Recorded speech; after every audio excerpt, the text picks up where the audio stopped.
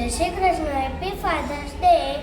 આજે હું આપની સમક્ષ ફાધર્સ ડે વિશે એક કવિતા રજૂ કરવા માંગુ છું, તો આપ સૌ શાંતિથી સાંભળજો.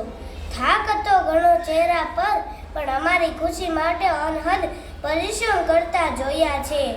આંખમાં ઊંઘ હતી ઘણી, છતાં પણ ચિંતામાં જાગતા જોયા છે.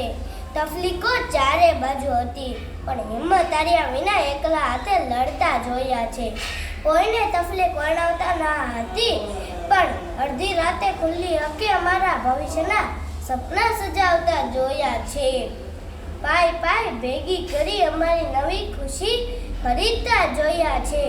એ ખુશીમાં પોતાના શમણાઓને રોળતા જોયા છે.